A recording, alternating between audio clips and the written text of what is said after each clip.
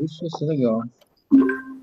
Eu tenho isso, eu vou achar no lugar mais simples, só que eu procuro agora. Está no blog. Será que eu coloco? Para a gente meio que iniciar a reunião e aguardar o Gustavo? Pode ser? Sim, legal. Pode ser. Então, deixa eu ver aqui. Ah.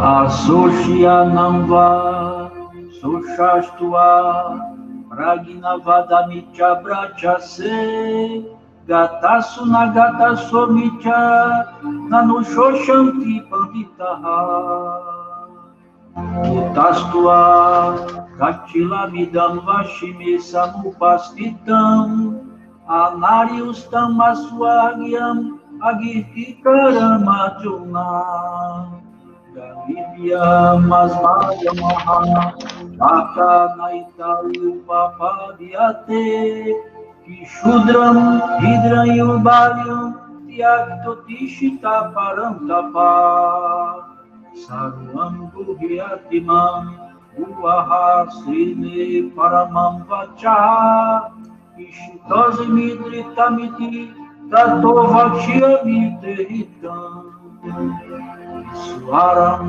Sarvam Bhutanam Hidrishe Arjuna Distitati Brahmaye Sarvam Bhutani Yantra Bhutani Mayaya Amivacharanam Gacha Sarva Bhavena Bharata Tat Prasad Param Shakti Stanam Prapsyazi Shashуваtam Sarvadharmam Paritya Vamamekam Sharanam Vraya Ahantua Sarva Pabebio Mokshyami Mashushaha.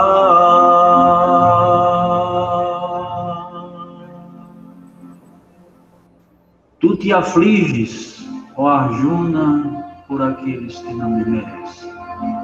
E, no entanto, pronuncias palavras de sabedoria. Os sábios não se lamentam pelos ignorantes, e nem pelos doutos se regozijam. Ó Arjuna, por que te deixas dominar por esta confusão promovida pela falta de equanimidade? Este transtorno é contrário ao espiritual e frustrará a elevada finalidade, tendendo a obstaculizar a beatitude. Ó Parta, não cedas à inação. Isto não é digno de ti, ó tu, conquistador. Rechaça este deprimente desalento mental e empreende a elevada ação. Escuta meu supremo conselho, revelador do profundo mistério branco. Tu és eternamente amado por mim e, como tal, falo para a tua felicidade espiritual. Ó Arjuna, o Supremo Senhor reside centralmente em todos os seres, impulsionando-os à realização na roda evolucionária por meio de sua chakra. Busca-o sempre, ó Bharata, como a universal imanência, e por tua graça obterás a suprema paz e a eterna realização. Sintetizando nele todos os evolutivos dharmas, busca o único Brahma e sua suprema chakra. Eu, o Ikshara, o Atma que reside no coração, liberar-te-ei de todos os pecados.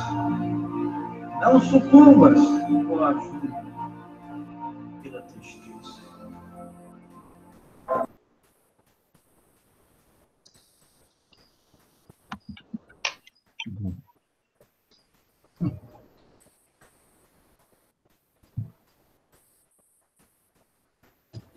Pronto. Estou às suas ordens, Manildo. Acho que podemos começar, né? O que tem essa de 7 versos? Assim, ela é um resumo? Eu já vi, mas eu não entendo bem isso. Então, é isso. É uma grande síntese, né? A Gita tem 7 versos. Eu não sei muito mais do que isso também, não. Agora, para mim, eu sempre achei isso uma preciosidade. Foi quando eu comecei a me dar conta que essa Gita de 7 versos, eu conhecia pouco ainda da doutrina. Assim, eu estava começando com os primeiros insights, né? E aí eu tinha essa Gita com uma grande síntese. É claro que a maior síntese é a do capítulo 25, verso 25. Que é o último que ele falou, né? Que é o que sintetiza toda a Gita. E depois tem a Gita de 7 versos. E depois tem aqueles versos com asterisco em todos os capítulos, que constituem a essência de cada capítulo. Ou então tem o próprio capítulo 25, onde cada verso do capítulo 25 corresponde à síntese dos 24 capítulos anteriores, né? Então, são várias sínteses, e a Gita de 7 versos é uma dessas. Mas eu também não sei mais nada sobre essa história além disso. Agora, o que isso me tocou na época foi a primeira vez que eu me dei conta, não das diferenças e daquilo que afasta, mas das semelhanças e daquilo que aproxima a nossa Gita dessa que é utilizada por Yogananda, por Vivekananda, por Ramakrishna, por Gandhi, por Sri Aurobindo e pelo pessoal da filosofia perene, por próprio, sei lá, tantas pessoas tantos filósofos interessantes. Ou seja, se eu quero dialogar com eles, eu precisava dessa outra Gita. Aí, quando eu olhei essa Gita de 7 versos e percebi que ela é a síntese, e se ela é a síntese, ela estava presente nas duas, não é. Então, eu não preciso descartar e rechaçar tanto a outra como se existisse uma coisa assim inseparável entre ambas. Claro que tem as diferenças, a gente tem que voltar a destacar. Mas tinha que mostrar isso, como estabelecer o diálogo. E eu comecei aí, de repente eu fui percebendo que quando a gente vai às raízes, de fato, essas semelhanças eram enfatizadas. Eu não sei o que aconteceu ao longo dos anos, nós fomos optando por apontar aquilo que separa e não aquilo que aproxima.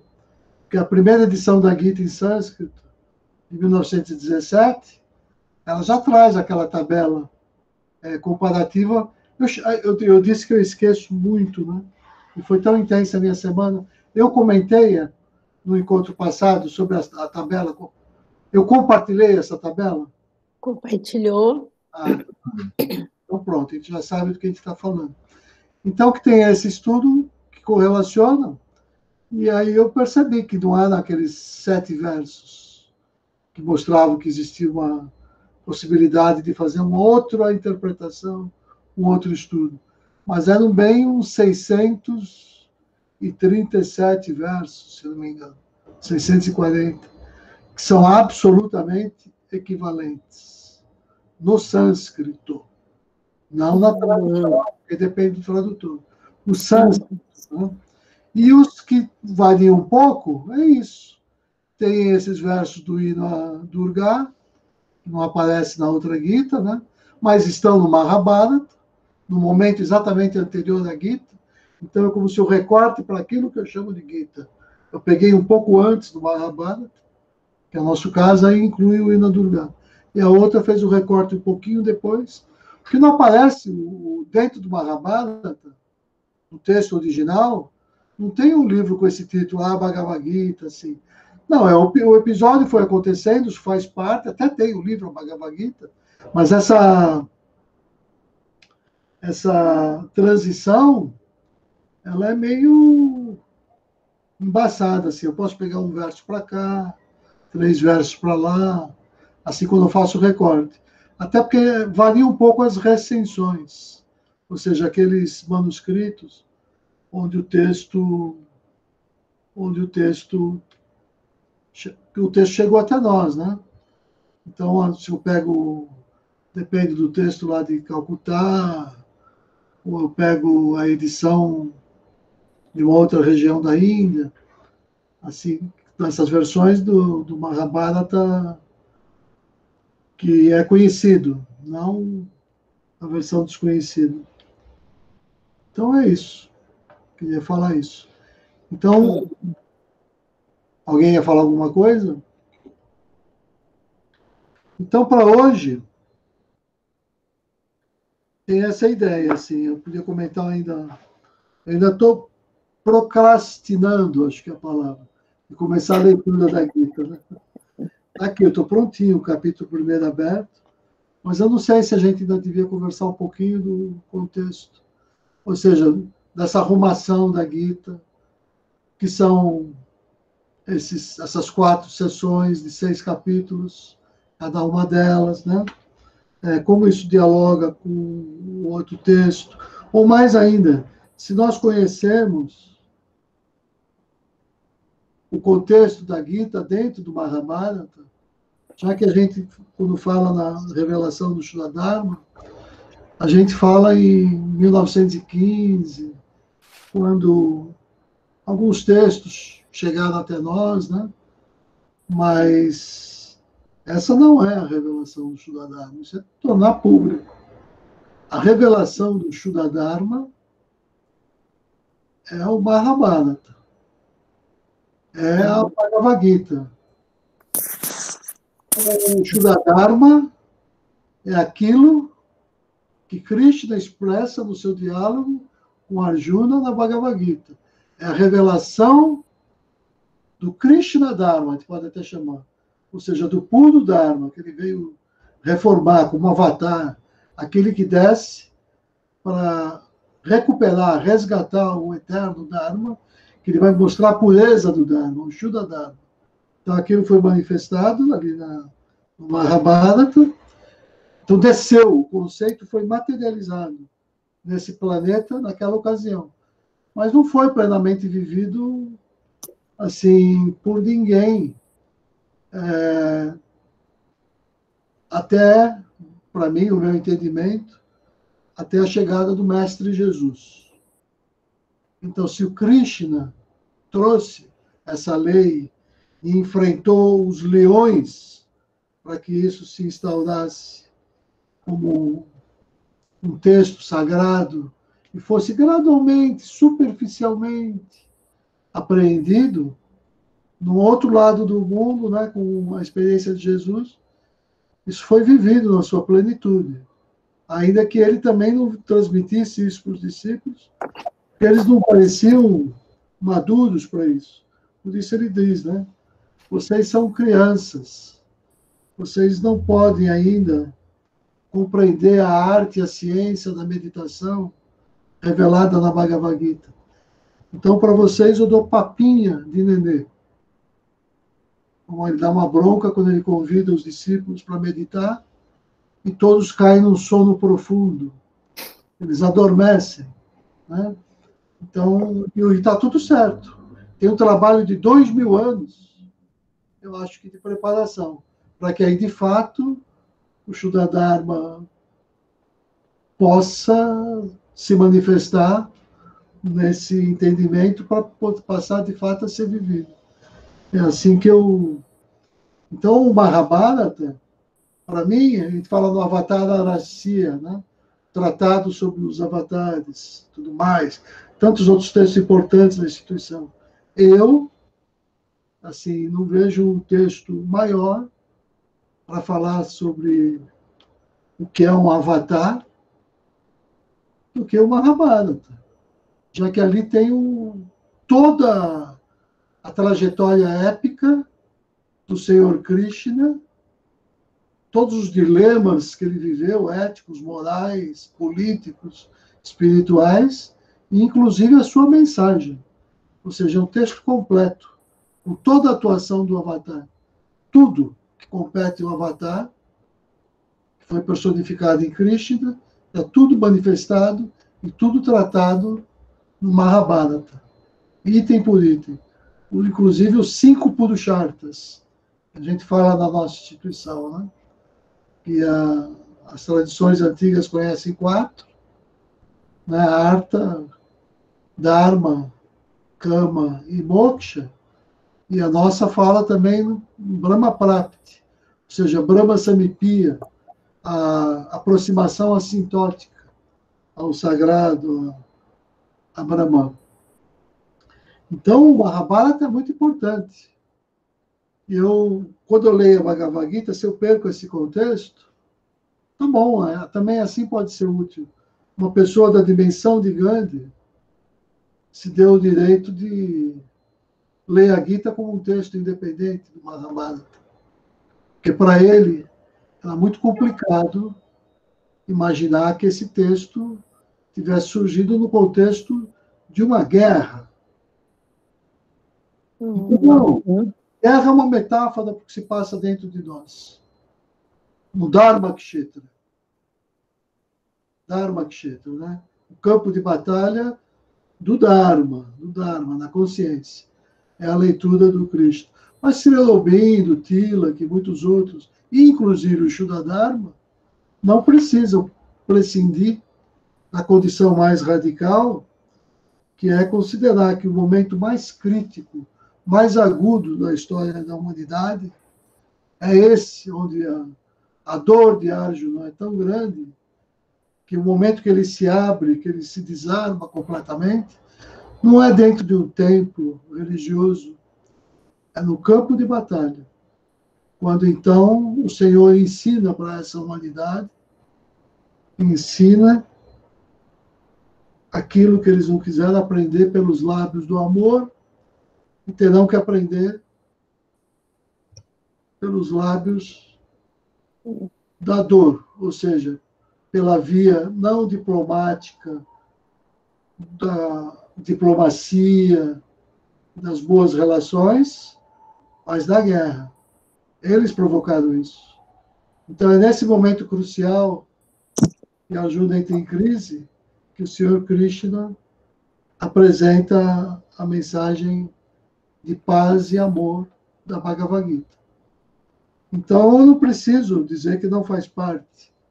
A Gita não faz parte do Mahabharata. Faz parte. Porque e a própria Gita abre com essa expressão, Dharma Kshetre, Kuru Kshetre.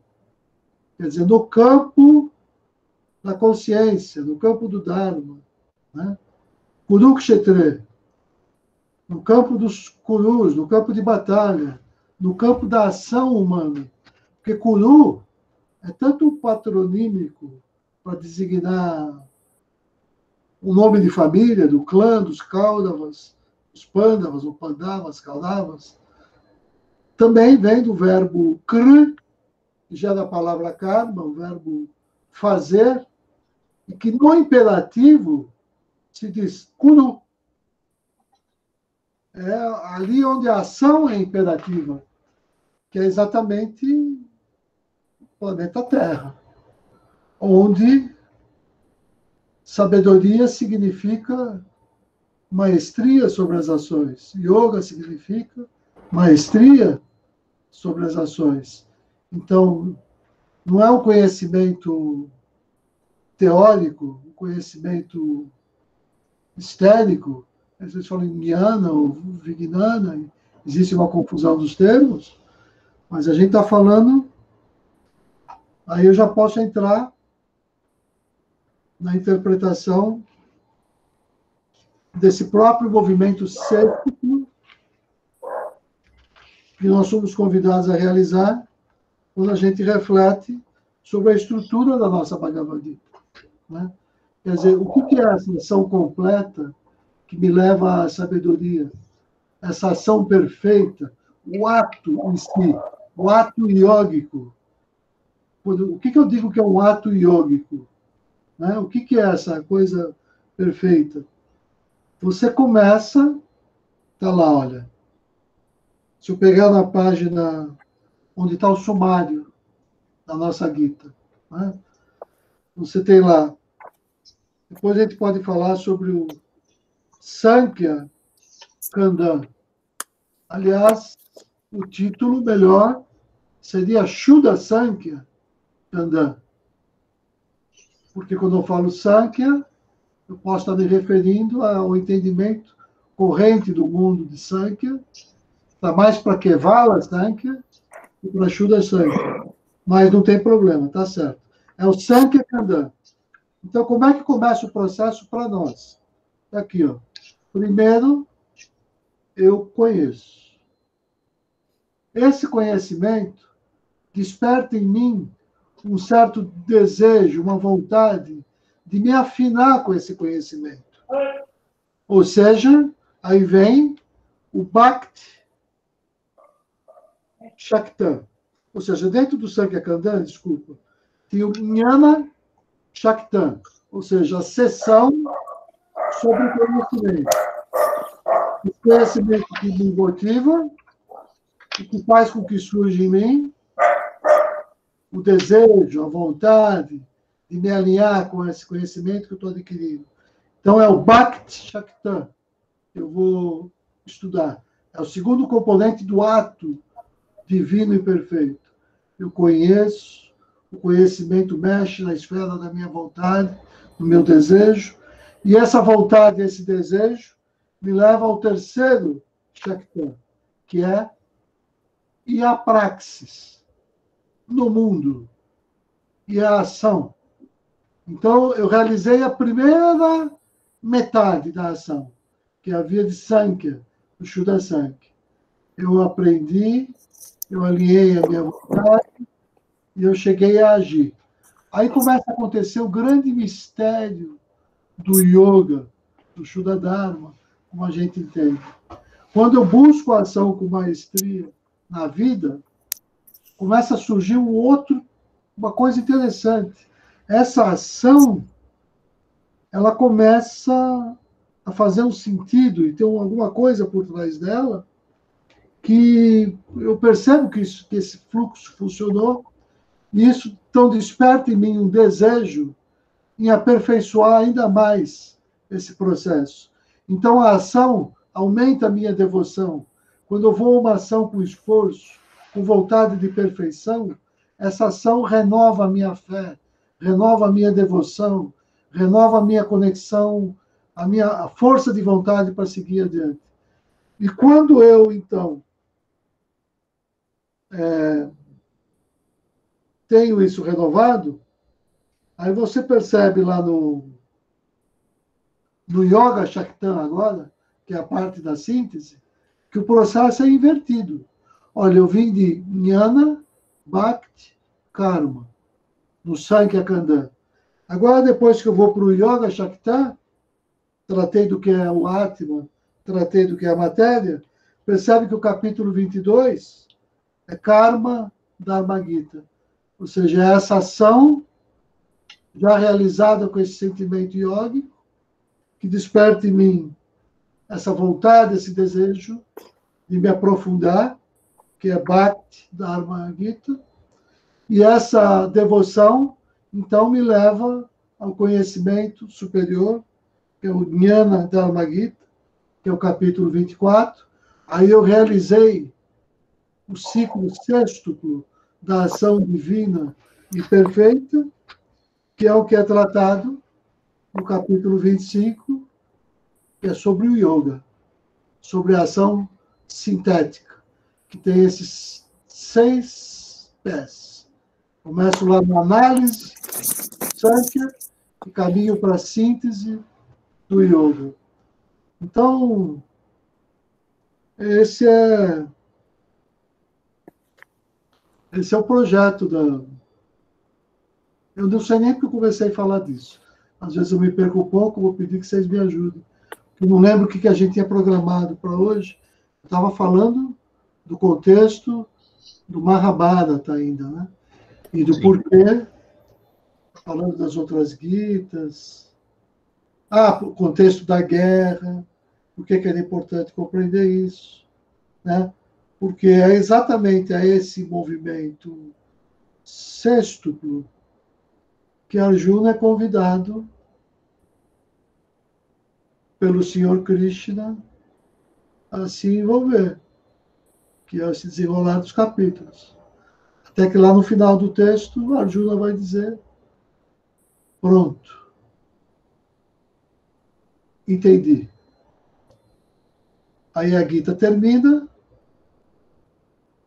e a grande jornada épica do herói tem início. Aí é que vem o martírio até, a via sacra, né, que todos os grandes seres tiveram que enfrentar, né, que é você quase que se imolar pelos seus irmãos e pela salvação dos demais, pela sua própria autorrealização, mas também de todos à sua volta, né? Que é o que o próprio Arjuna se propõe, quando ele vai realizar aquilo que para ele parece a coisa mais difícil e dolorosa. E ele faz isso não por ele, mas por amor, inclusive aos seus inimigos.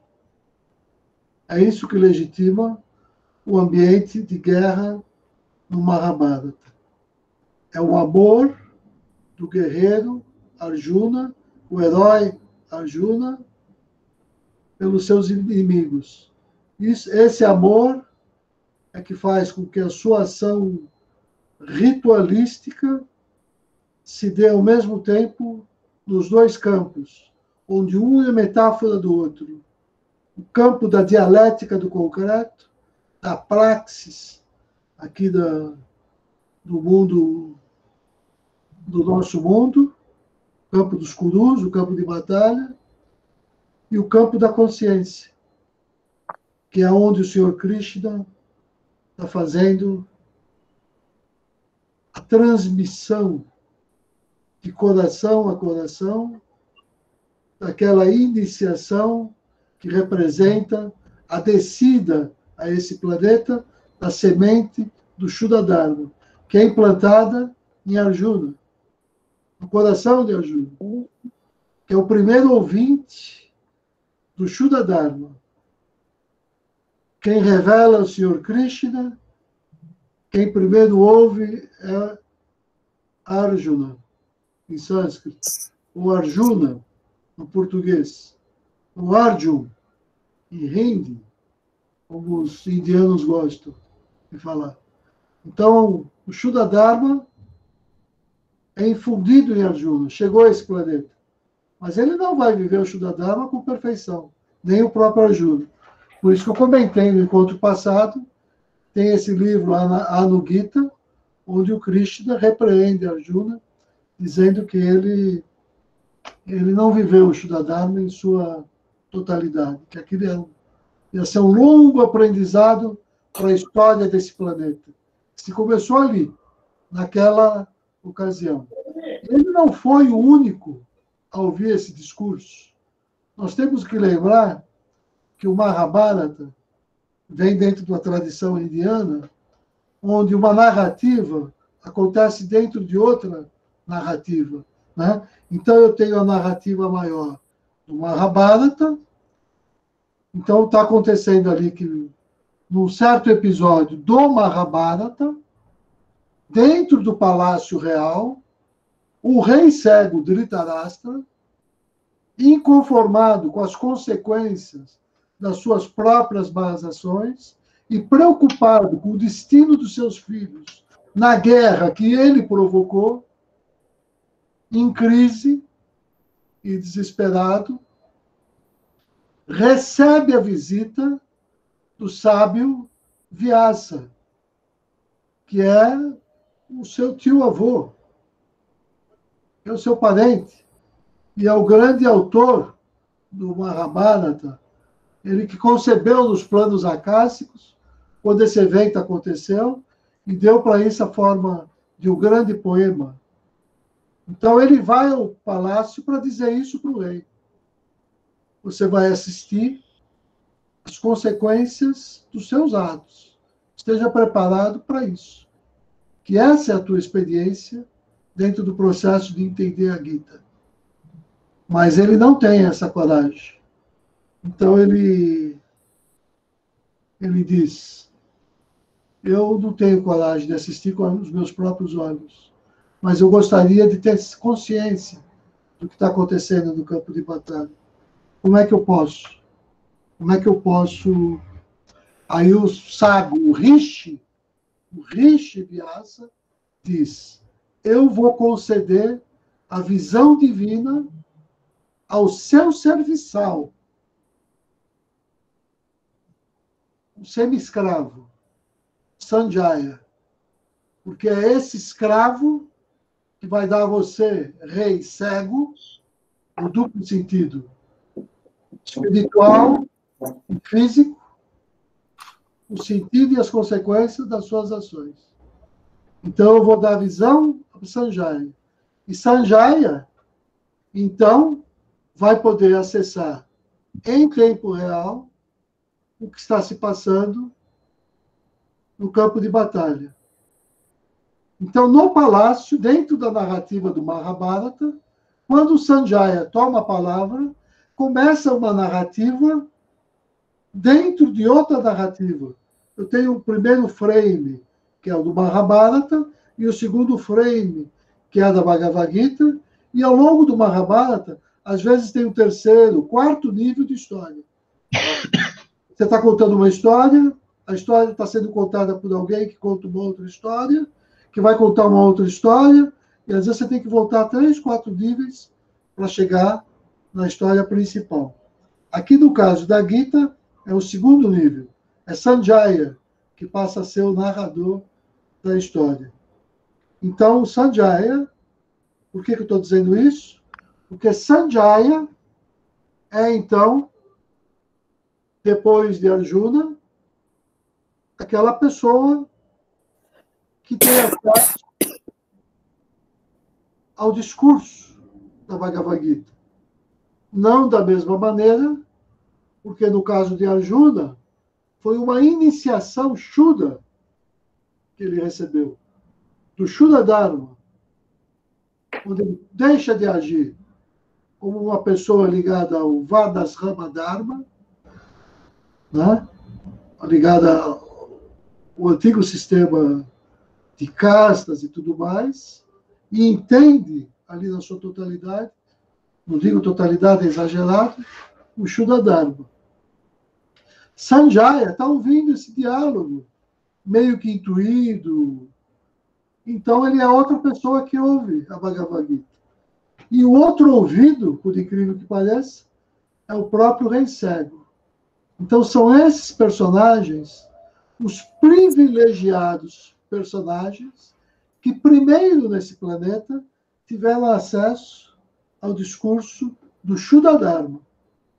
O rei cego, Sanjaya, Arjuna, Krishna, aliás, Arjuna, e não me lembro agora quem que estava junto do palácio, tinha mais alguém ali junto.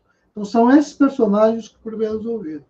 Mas é interessante, então, que a Gita chegou ao paradigma do ser humano, ao ser humano mais perfeito da época, que era Arjuna, e também àquele que representava, na linguagem da psicologia, quase que o id em estado bruto, selvagem.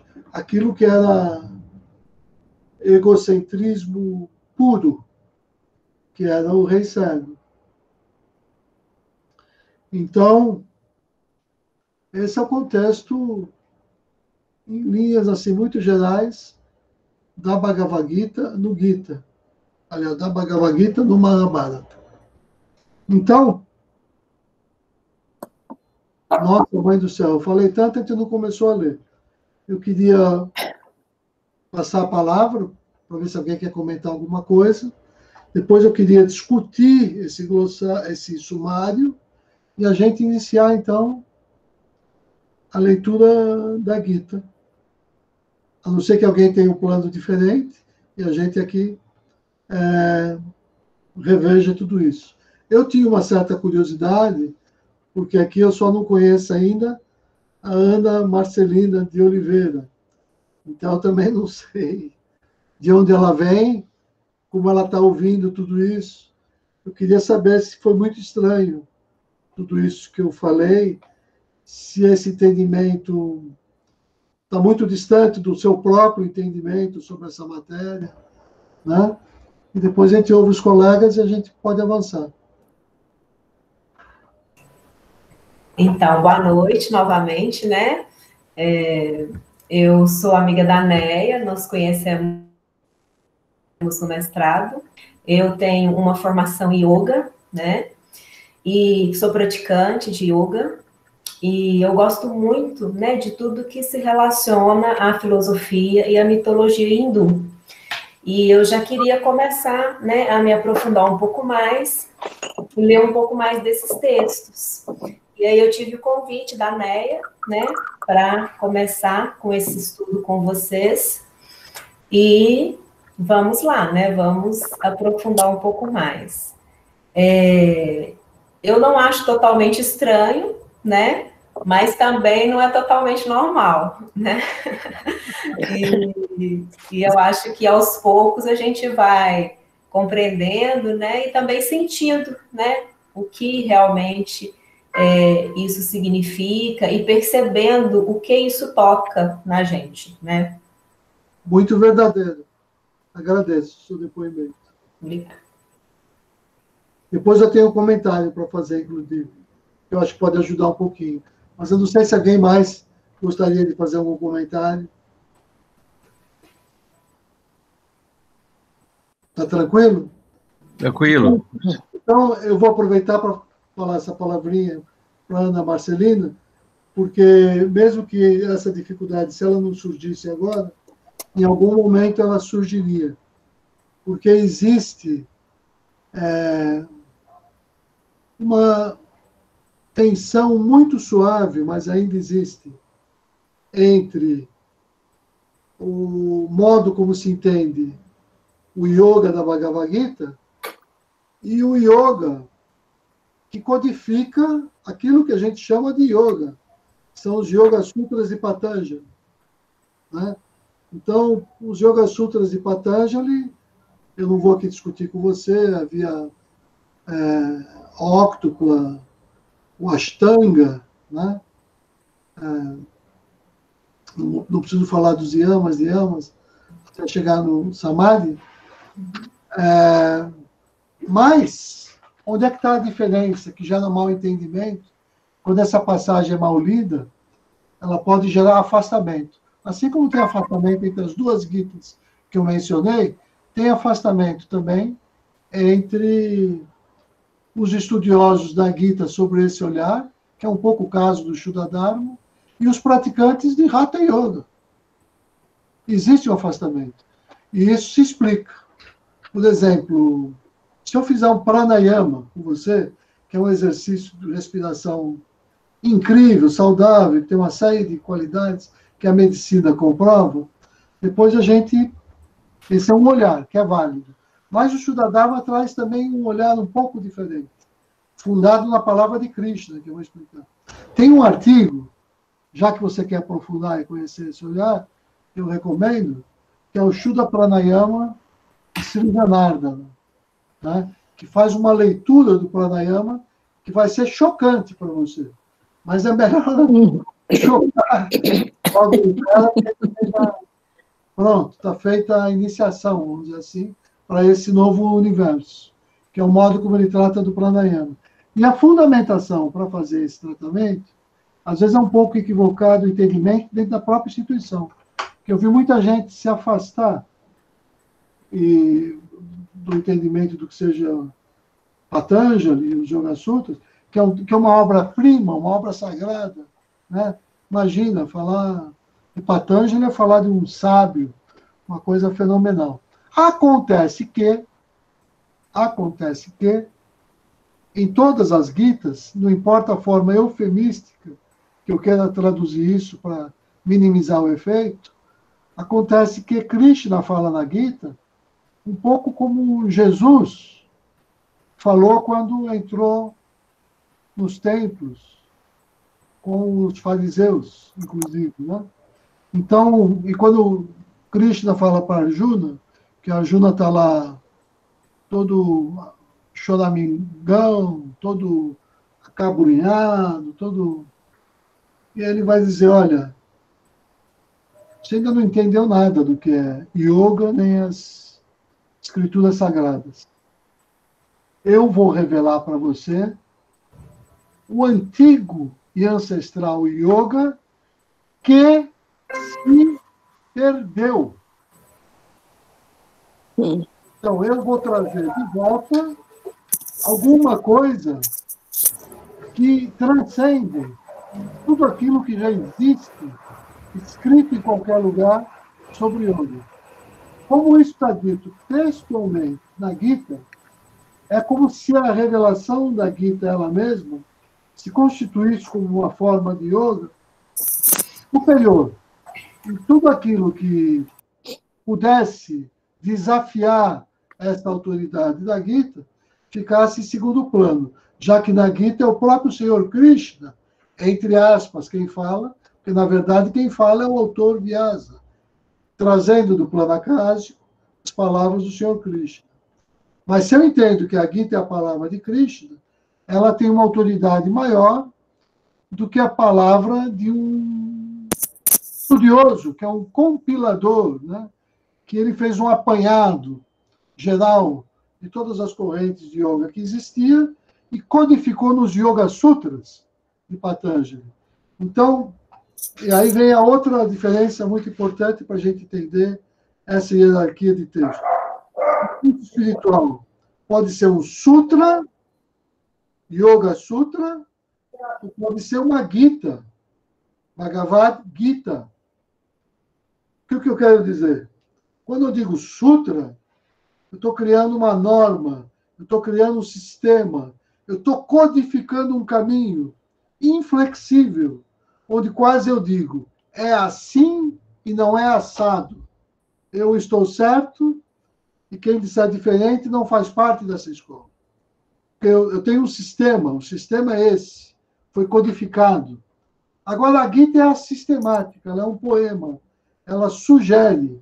Então, ela não é sistemática nesse sentido. Ela se apresenta aberta.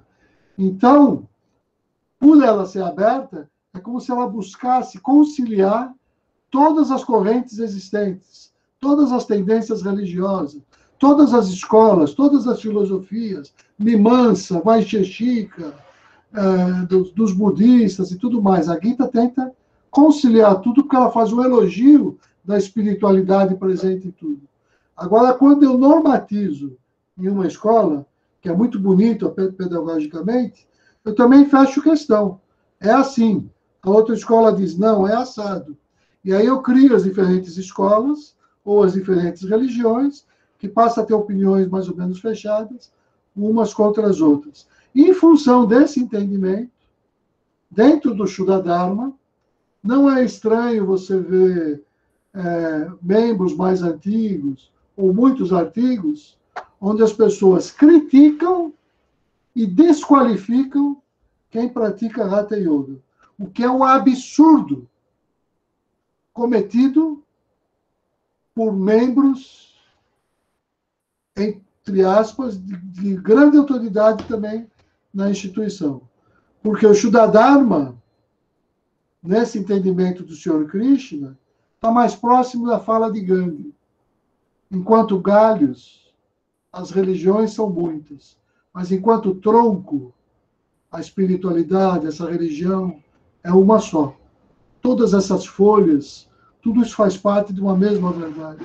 Essa é a mensagem original da Krishna, do Senhor Krishna, onde então o Hatha Yoga se harmoniza perfeitamente nesse entendimento, assim como todos os outros sistemas.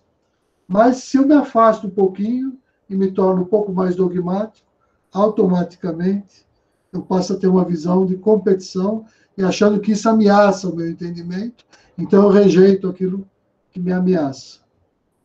Então esse é o ambiente onde você está entrando, sabendo ou não, que é o Shuddha Dharma. Nesse sentido. Vou apresentar aqui o Shuddha Dharma, tá? Então, dito isso, falta pouco tempo, mas eu acho que a gente pode... Está interpretado o sumário? Alguém acha que precisa falar mais sobre o sumário? Ou seja, eu falei assim rapidamente sobre as 4 sessões de 6 capítulos, né? A parte do Sankhya e a parte do Yoga. Olha que interessante. Para nós, a gente vai fazer uma quase equivalência entre o Sankhya e o Yoga. São 2 coisas semelhantes. Por isso tem essas 2 sessões complementares. Sankhya Kanda e Yoga Kanda. Agora, quando eu falo esse Sankhya que está tratado aqui é um Sankhya estranho. Por exemplo, você que trabalha com yoga, sabe que a epistemologia, às vezes, do yoga, considera a epistemologia do Sankhya, a categoria, sei lá, quando a gente fala em Buddhi, Manas, está presente no discurso dos professores de yoga também. Quando eu falo no Arrankana, os Indriyas, Gnanendriyas, Karmendriyas, tudo isso é da epistemologia do Sankhya. Agora, o Sankhya normal tem de 2 tipos. Um que aceita Deus e outro que não aceita, que é o Nireshvara Sankhya, é o que nega a ideia de uma divindade, vamos dizer assim. Mas aqui eu estou falando de um outro Sankhya ainda. Porque esse Sankhya que a gente se refere normalmente, o Advaita Vedanta trata muito bem disso, ele se identifica, basicamente, com conhecimento, a via do conhecimento. Então, Sankhya igual só conhecimento, que é o que a gente chama de Kevala Sankhya, que é o que identifica o Advaita Vedanta, que é o Shankara, ele afirma isso, a via do conhecimento. Por quê? Porque esse mundo é ilusório, quem age na ilusão não está fazendo nada. Então não tem nada a ver desse ato sexto com o que eu mencionei. Isso é uma bobagem para o Advaita Vedanta. Para o Advaita Vedanta quer dizer, existe vidya, sabedoria, e avidya, ignorância. Se eu sair da ignorância, fiz tudo o que eu precisava fazer. Não preciso agir no mundo, porque o mundo é ilusão. Então, Sankhya é igual conhecimento. O nosso, quando eu vejo aqui Sankhya Kanda, tem Gnana, Bhakti e Karma. Então, esse Sankhya que é diferente é o que a gente chama de Shuddha Sankhya. Olha a complicação. Por isso que tem uma bagunça quando assim, a gente vai para o mundo, vai discutir essas questões com os colegas, então gera essa salada. E de que Sankhya que você está falando? Por que essa Gita aqui fala que Sankhya é Gnana, é Bhakti, é Karma? É um absurdo o Advaita Vedanta falar que o Sankhya tem alguma coisa a ver com a via do conhecimento, tem alguma coisa a ver com a via da ação. Elas são contrárias e contraditórias. O passado antigo da Índia foi estruturado assim, de acordo com os Vedas. E os Vedas já trazem essa contradição. A seção inicial é ritualística, tem lá o Karma Kanda, ou seja, onde eu tenho os rituais, eu codifico a vida em família, toda a vida em sociedade. E depois existe o Jnana Kanda, que é quando eu abandono a família e vou para a floresta buscar a iluminação, viver como um asceta. Então, eu abandono a via da ação, eu abandono o trabalho, eu abandono minhas funções como pai, eu abandono até minhas funções como sacerdote de uma família, porque eu saio como um asceta, ou eu vou para a floresta, daí tem os textos das Upanishads que eles produzem, em busca de conhecimento. Então, esse conhecimento que ele vai buscar só é possível depois que eu abandonei a via da ação. Por isso que eu disse que a escola do Sankhya, no Advaita Vedanta, que utiliza isso também, identifica Sankhya com conhecimento. Que ele vai dizer, não, você age no mundo quando você tem tua vida social. Você é casado, tem obrigação com a tua mulher, com o teu filho, com os seus pais. Depois que você vê o filho do seu filho nascer, você se torna um avô, em princípio, você já está se liberando da tua vida no mundo, da vida de ação. Aí você vai levar a vida do renunciante, que renuncia à ação para então alcançar o conhecimento. Então, lá naquilo que Arjuna estava vivendo na época, era esse mundo, dessa contradição, ou um ou o outro. Né? E aqui o que está dizendo é que é um e o outro, que é o que a gente vai ver nesse primeiro capítulo da Gita. Eu não sei se a gente vai ter tempo de ler hoje, mas com certeza no próximo encontro a gente vai ler inteiro. E a primeira dúvida que a Arjuna tem, quando ele vai ter a crise dele, ele diz: deponho as minhas armas, não vou agir, porque é melhor levar a vida de um mendicante e sair esmolando pelo mundo, pedindo esmola pelo mundo. O que quer dizer essa metáfora que ninguém traduz direito? Quer dizer, eu vou abandonar a vida de família, eu vou abandonar a minha obrigação com a sociedade, eu vou abandonar a minha função como um príncipe e eu vou me tornar um monge renunciante em busca do conhecimento. Olha aí sendo apresentado a estrutura do Varnasrama Dharma, que é o que Krishna vai criticar. Porque Krishna vai dizer para Arjuna: o hábito não faz o monge. Não é você fugir do mundo que vai te aproximar do que você pretende, que é a realização. Então Krishna vai dizer: esteja no mundo sem ser do mundo. Haja não por egoísmo, por revanche, mas age como instrumento desse sagrado. Deixa o sagrado agir por você, assim já não é você mais quem age, mas o sagrado por seu intermédio. E quando a ação assim se dá, ela não gera karma, que é aquilo que preocupava as pessoas que achavam que tinham que desistir da ação para seguir a via do conhecimento, para não gerar karma, para não ter que reencarnar. O Krishna diz: não, o que não gera karma, de fato, não é a ação. O karma está ligado ao apego ao fruto da ação. Então você não tem que renunciar à ação legítima e necessária que a vida te convoca a realizar. Você tem que renunciar ao apego ao fruto que essa ação vai trazer, seja ela saborosa ou dolorosa. Porque geralmente a gente quer realizar tudo que dá prazer e foge de tudo que dá dor. E, em geral, a ação necessária, justa e legítima, ela muitas vezes nos convida para aquilo que é difícil, doloroso. Daí outra metáfora da Gita que diz: o caminho verdadeiro é aquele que no início é doce como mel, aliás, contrário, que no início é amargo como fel e lá no final é doce como mel. O caminho falso, o caminho dos vícios, ele começa doce como mel e termina amargo como mel, como fel. Qualquer um que conhece a vida dos vícios sabe disso. Qualquer droga no início te dá prazer, no final te leva a dor. E a vida da virtude é o contrário. Se você quiser aprender piano, você vai passar muitas horas fazendo exercícios cansativos. O prazer vem no fim, quando você domina a técnica. Então, o Krishna vai dizer isso. Tem que agir, porque agir nesse circuito sextuplo, isso é o Shuddha Yoga. E esse Shuddha Yoga não é exatamente o Ashtanga Yoga. Embora esteja lá, se eu souber ler. Porque quando eu falo sobre as prescrições morais e as restrições morais, os yamas e os niyamas, eu estou sugerindo isso.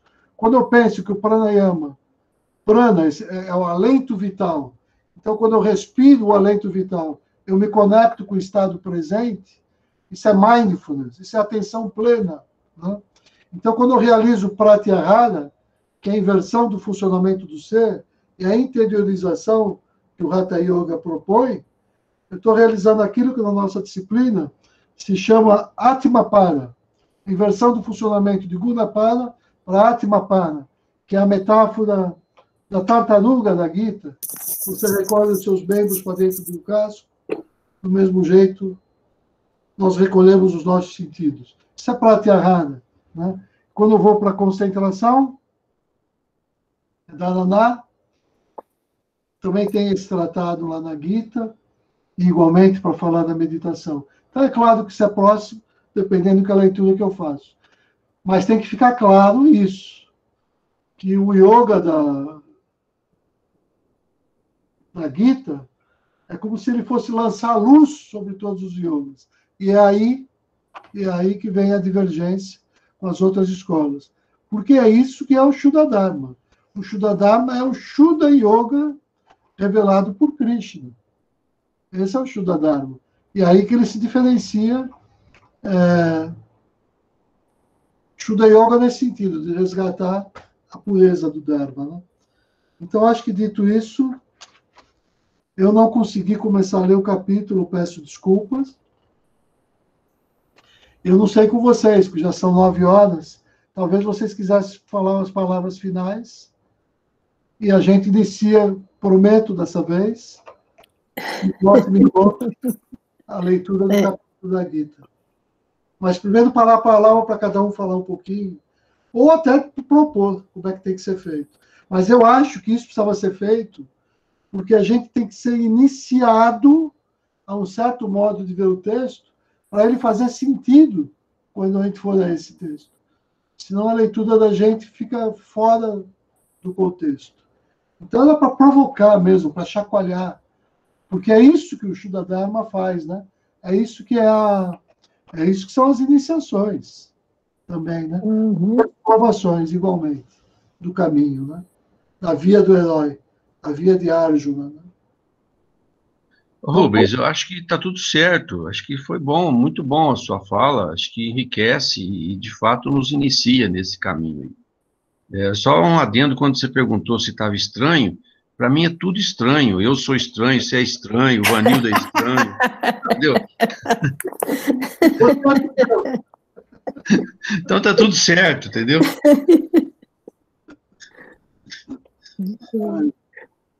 Muito bom. Quem quer falar? Maria Elisa, Neia, Vanildo. Marina, fala algo aí, Marina.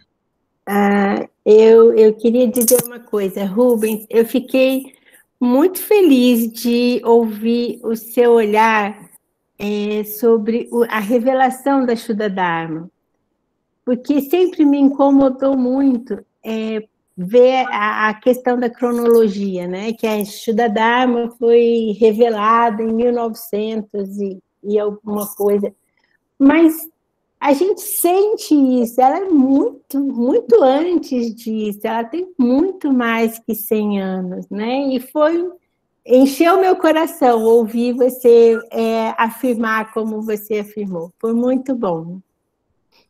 Fico muito feliz. Em 1915, nós tivemos acesso à literatura, um pouco, né, dos comentários, da discussão, disso que foi revelado lá atrás, né? Exato. Então, te agradeço. A Neia? Eu estou gostando muito dessa contextualização, né, da Gita, é importante, porque para a gente poder entender mesmo onde a gente está entrando. E aí eu estava lendo aqui o prefácio e eu fiquei muito feliz, assim, com esse grupo, porque eu encontrei uma coisa que vai dizer assim, ó, para aqueles que, maravilhados pela grandeza de seus ensinamentos, se disponham a seguir sua lúcida direção, não só lhes apresentará uma razoável hipótese da vida, como também, além disso, proporcionará positiva guia, revelando determinado treinamento para se alcançar uma progressiva elevação e adiantamento espiritual.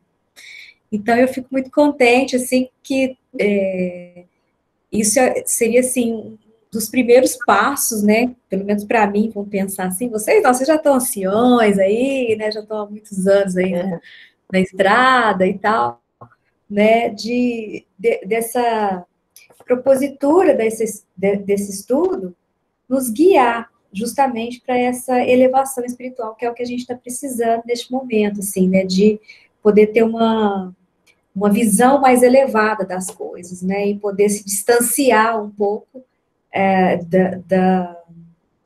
é que eu vou dizer, dessas coisas mundanais, né, e não se abalar tanto emocionalmente, né, que nesse sentido, e procurar justamente ter uns olhos espirituais, né, olhos numa outra visão, né, e outra coisa que eu fico muito, assim, contente, é que muitas das falas de Krishna, né, porque eu fui da igreja há muitos anos, né, então eu estudei a Bíblia há muitos anos, e as falas de Paulo, elas são contempladas pelas falas de Krishna, e eu fico abismada com isso, né, todas as vezes que você fala como aquela, vós sois crianças, né, preparei o leite materno, não estão preparados para comer papinha, né, que tem a carta de Paulo, justamente que vai falar sobre isso, e eu ficava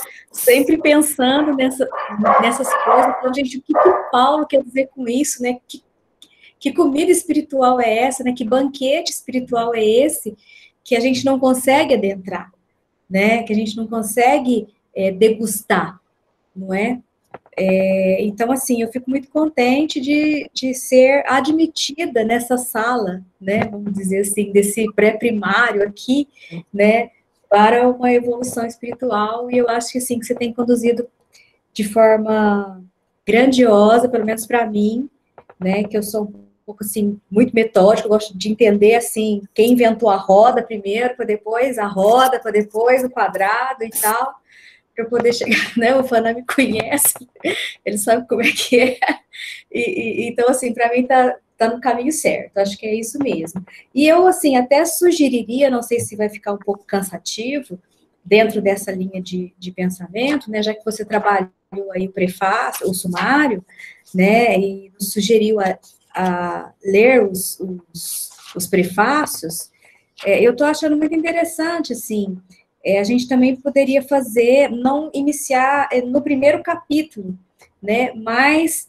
nos prólogos ainda, né, com algumas falas, né, de entendimento justamente desses prefácios que a gente tem aqui, porque tem algumas pérolas, eu acredito, aqui no meio, né, que a gente pode aproveitar para a nossa caminhada, né, não sei se todo mundo concorda, mas assim, para a gente justamente, dentro da proposta, né, de não só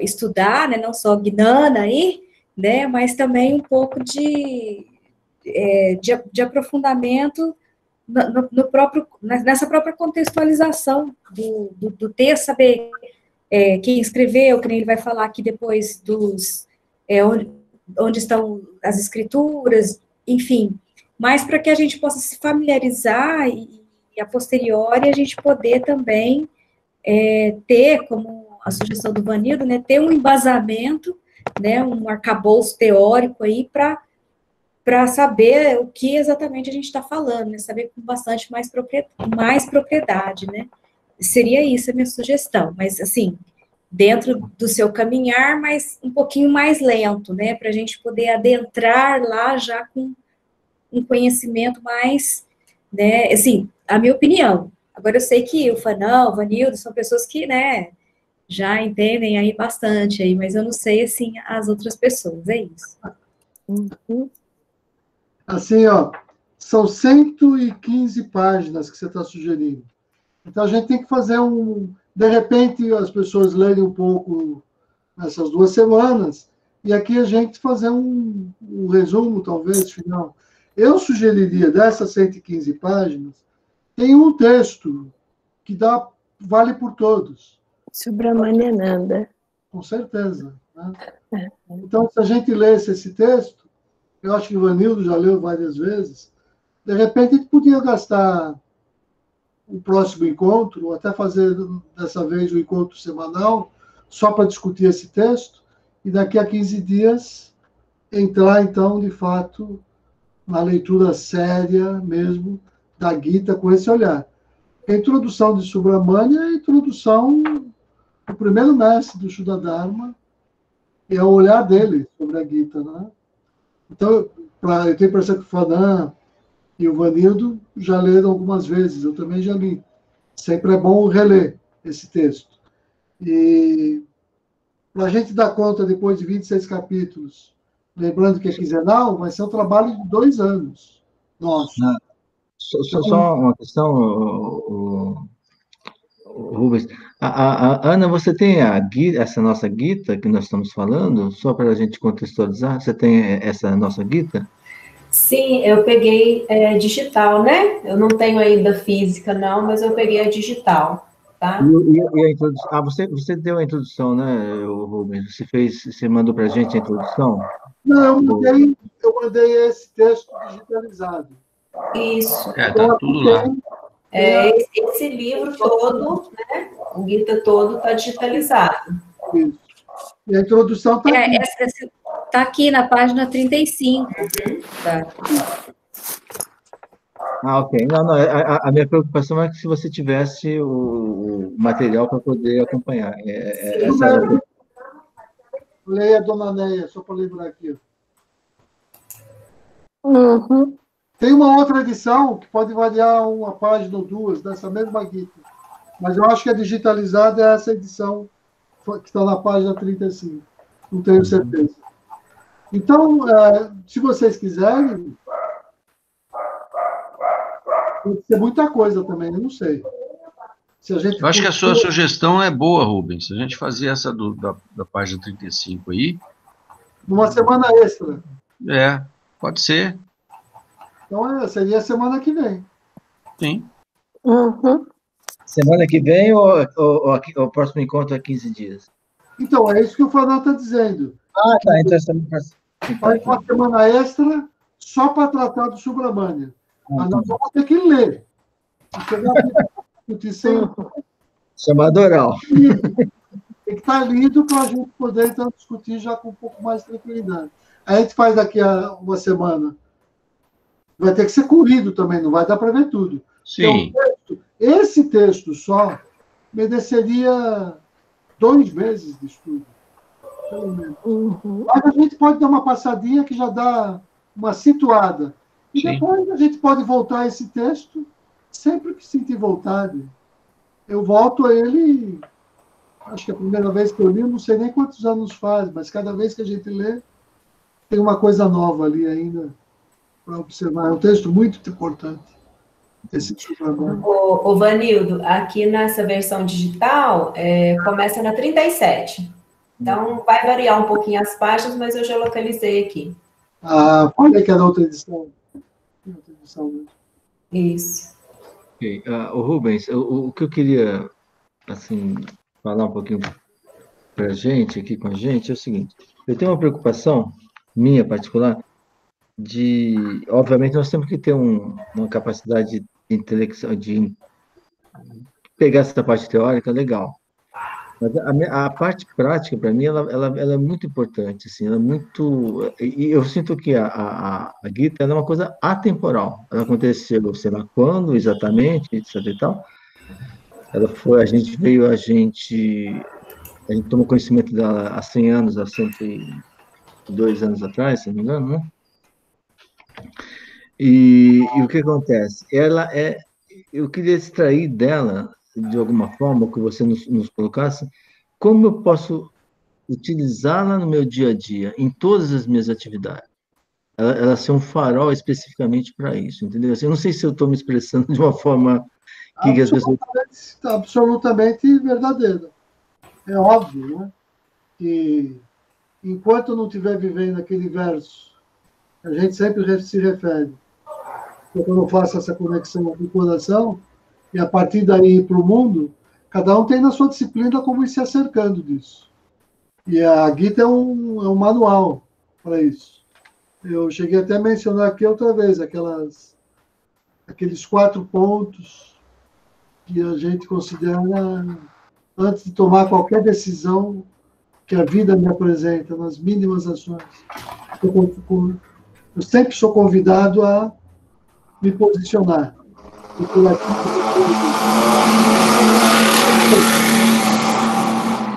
eu tive a força de orientar a minha vontade de acordo com a minha consciência, eu estou indo para a parte prática, não tem dúvida. Porque a parte prática Esse é um exercício que quem te é convidado o tempo todo a realizar. O tempo todo.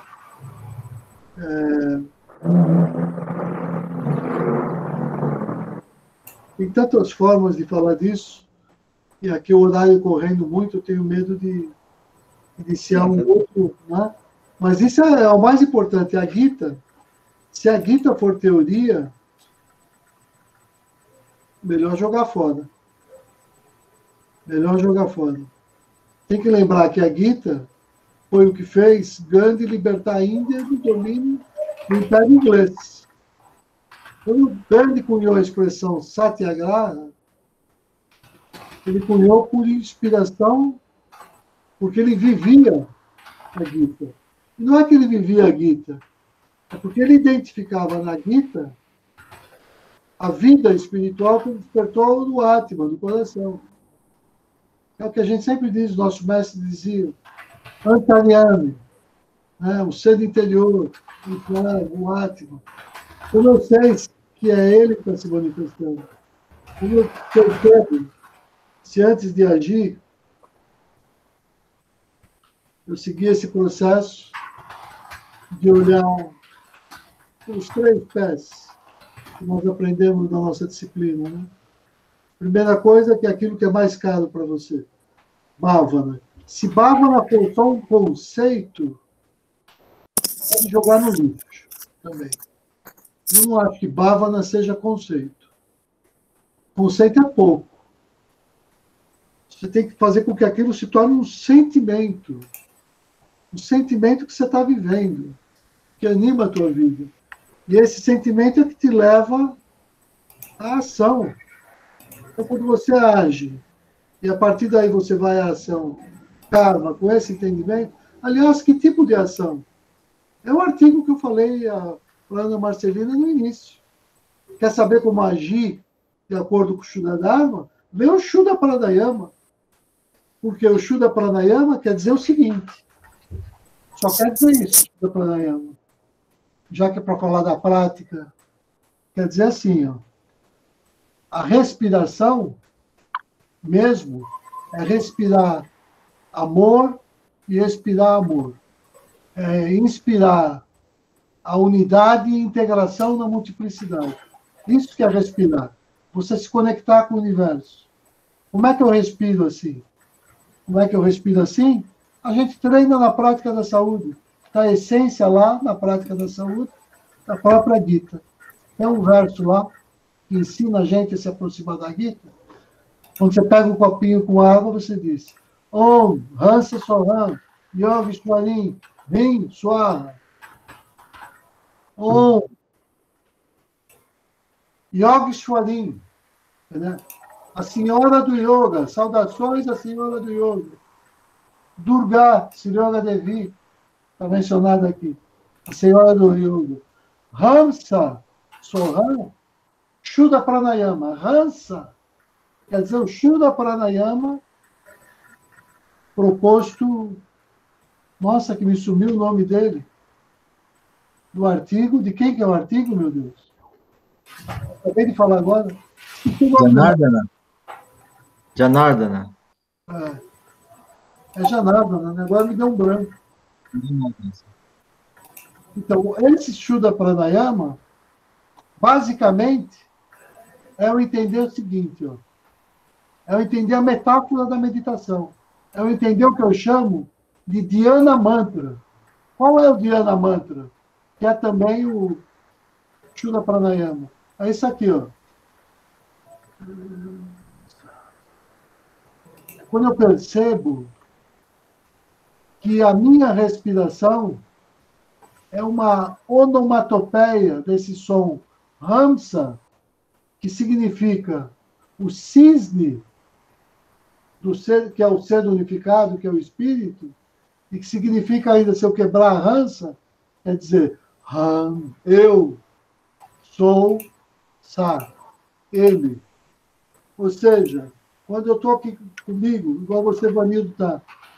Quando o Vanildo está pensando tudo isso, eu quero levar a vida à prática, é um Vanildo que está falando. Eu quero isso, eu quero assim. E tem um outro lado do Vanildo que está testemunhando ele falando esse monte de coisa. Tem dois aqui dentro. São os dois pássaros da metáfora da meditação. Quando eu começo a dizer Hamsa, eu estou unificando essas duas esferas. Essa é a respiração. Shuddha Pranayama e o Dhyana. Quando eu começo a respirar assim, ó, essa respiração consciente, e eu vou assim para a vida, eu vou dar um exemplo. Eu entrei na fila do banco. Eu detestava a fila do banco, detesto fila. Hoje em dia não é mais assim. Mas quem é que gosta? Aí imagina que uma pessoa lá na frente começou a encrencar, aquela fila não anda, e o outro fura a fila. Você começa a ver um monte de absurdo ali. Você saiu de casa, fez sua meditação, estava todo zen, estava todo light, ligado no coração, né? A primeira pancada que você recebe dessas energias que não corresponde à inspiração da Brahma Shakti que a gente fez, aí perde a conexão. Acabou, se afastou da Gita. Aí eu começo, seu gerente, não sei o quê, mas que coisa, esse pessoal não tem respeito, não sei o que lá. Acabou.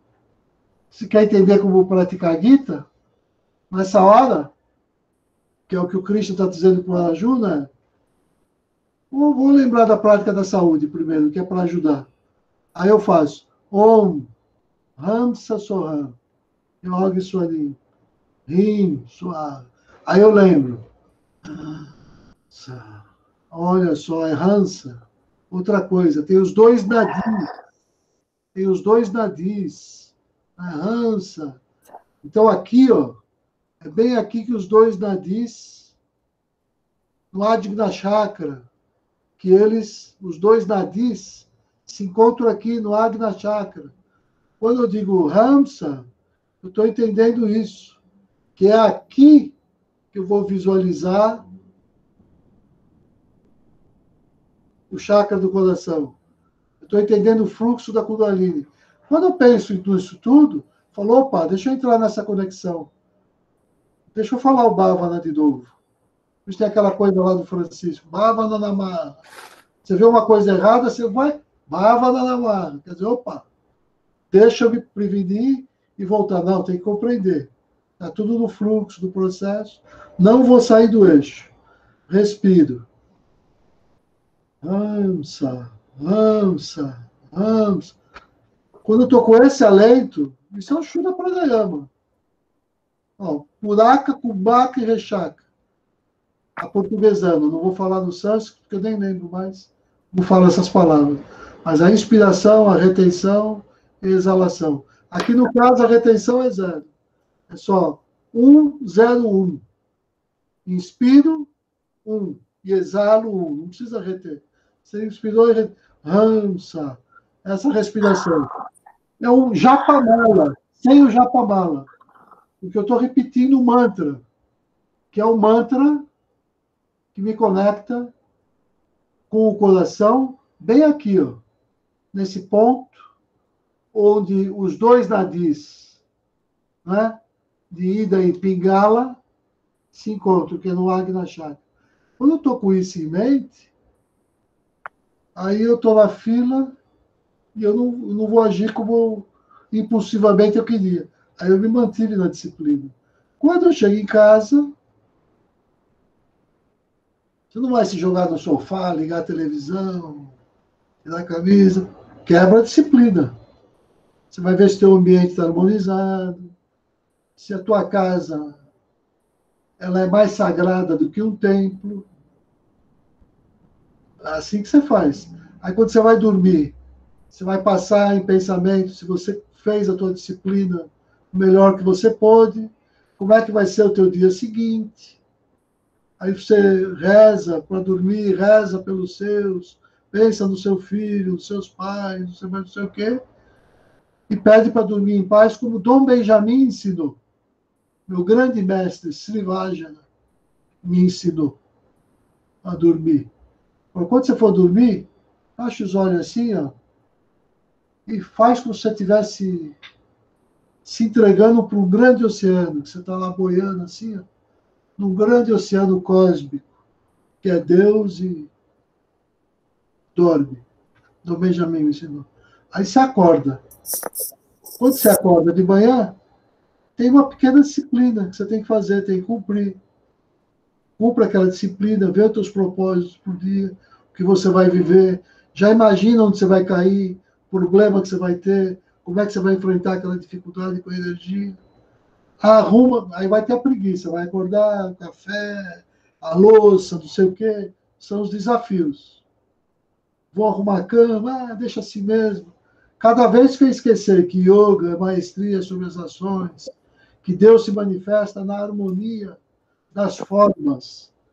Se eu chegar em casa e a minha planta está morrendo porque não há água a planta de jeito nenhum, aquela coisa toda murcha, sem vida, deprimente, a mesa cheia de poeira, que energia irradia aquilo? Tudo torto, o negócio puxado para cá, o outro para lá, cheio. Mas aí você dá aquela arrumação, de repente aquilo toma uma energia do sagrado, aquilo te contagia.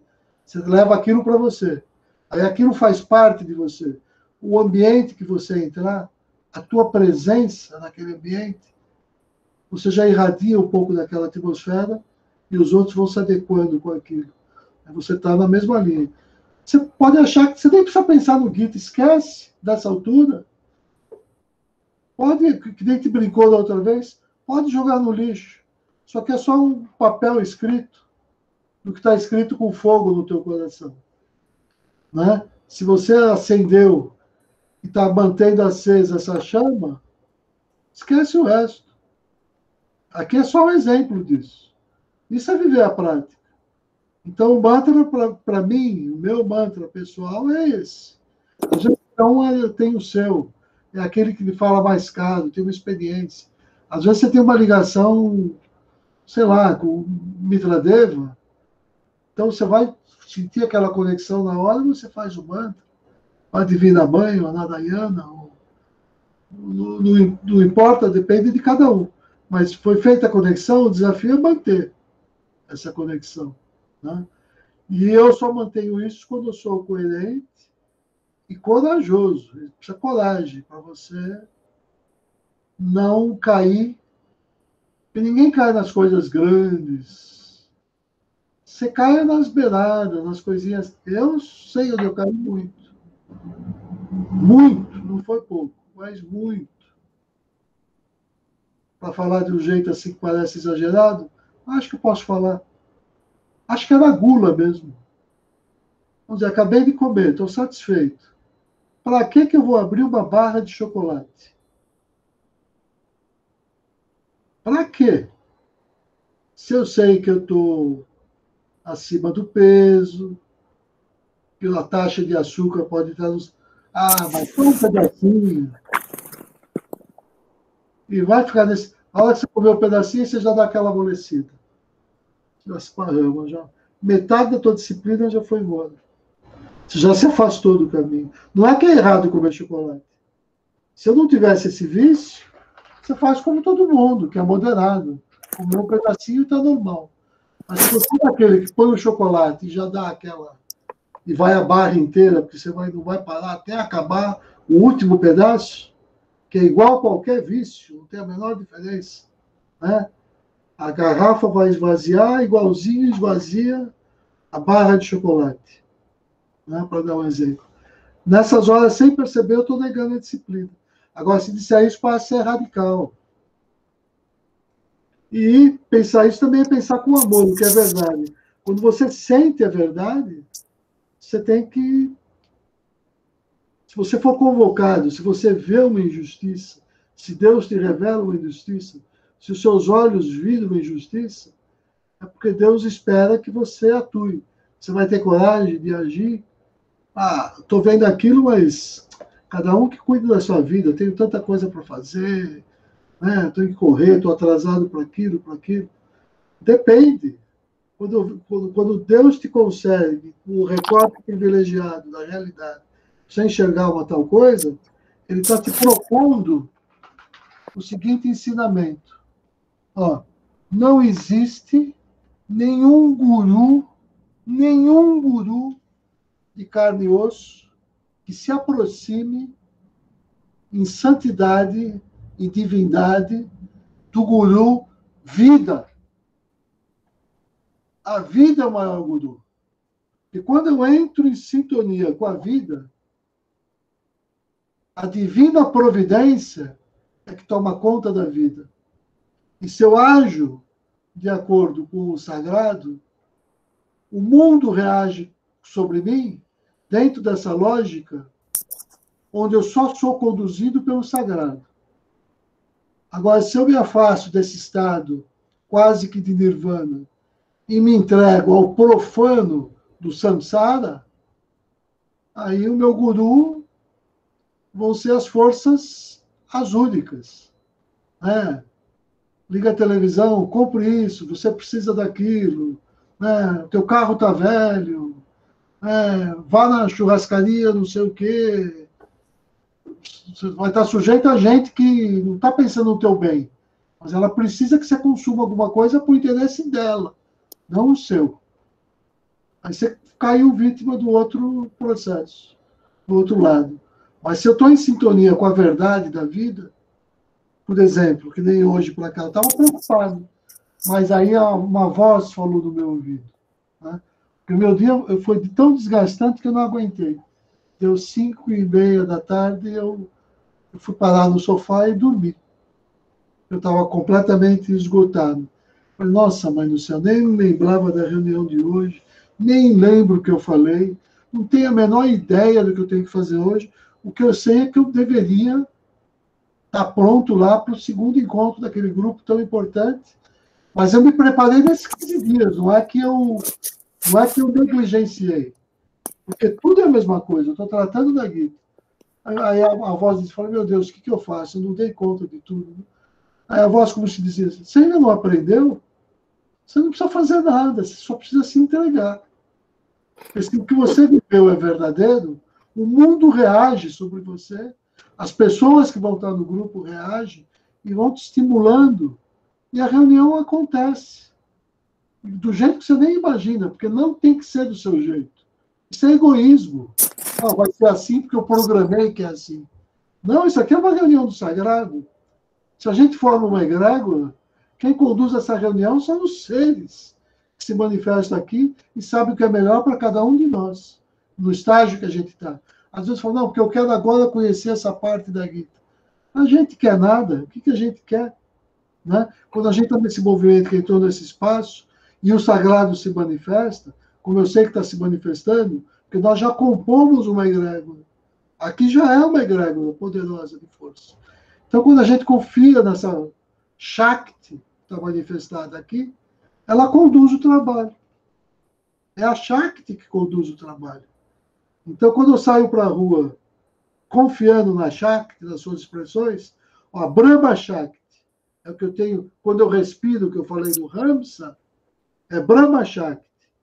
Eu inspiro a Brahma Shakti, se processa em mim. E quando ela sai como aquilo que eu chamei de Shalada, né? É uma outra forma de energia. Aquela energia que é o que Arjuna conquistou, se encheu de coragem, falou, agora eu entendi e vou sair do mundo. Ele está cheio de quê? Dessa energia que exala pelos poros, que é essa compreensão do Bhavana, esse sentimento holístico, que é a Shalada.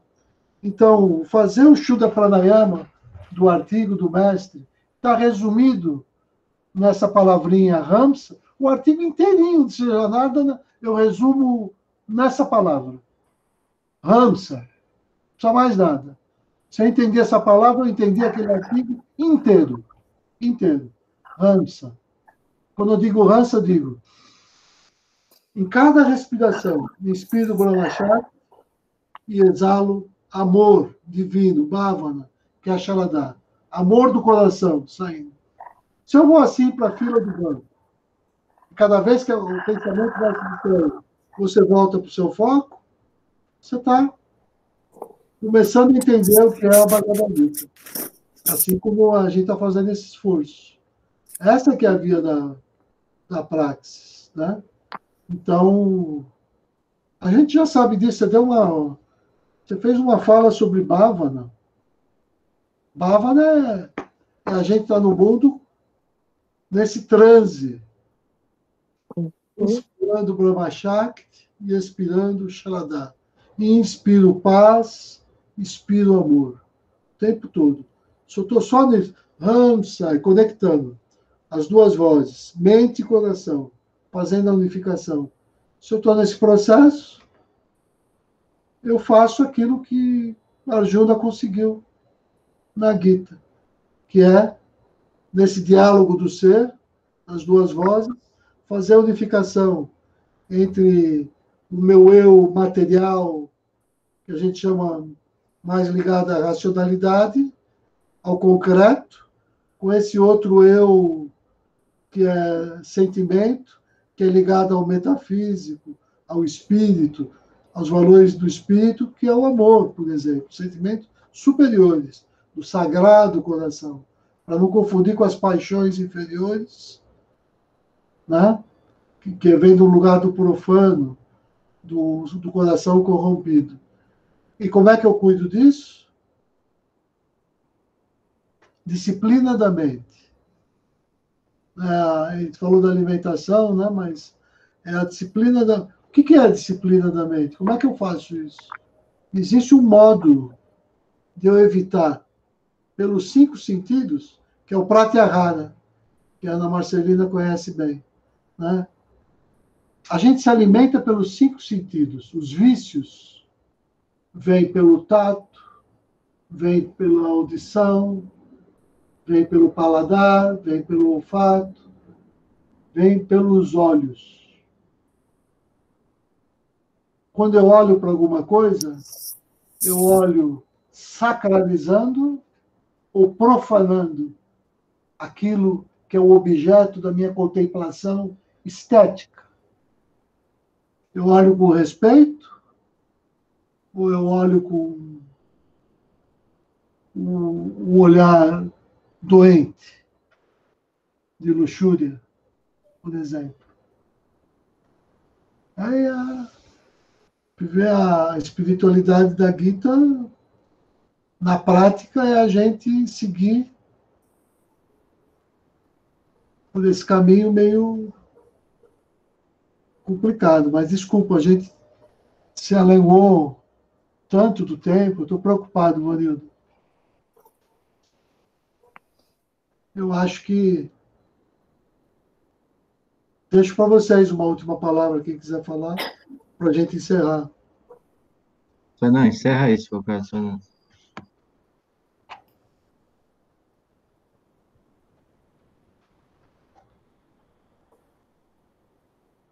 Acho que é isso mesmo, amigo. Estamos aí ajustando ainda os motores aí, acho que tudo isso faz parte. E esse trazer para a vida prática é muito importante mesmo, porque a gente se envolve demais no mundo, né? Então, essa fala do Rubens aí é importante, esse exemplo do banco, né? Nós somos convidados a todo instante a olhar em volta e se a gente realmente não estiver atentos, a gente realmente perde esse contato. Bom, eu sugiro a gente só aquietar um pouquinho, né? Juntar nossas mãos diante do nosso coração e agradecer essa oportunidade que cada um de nós está se proporcionando aqui, agradecer o esforço, a experiência de cada um, agradecer a divina hierarquia por permitir, com esses recursos que tem hoje, a gente nos encontrar a essa distância e honrar todos aqueles que vieram antes e contribuíram para que a gente pudesse estar aqui. Om Namo Narayanaya. Om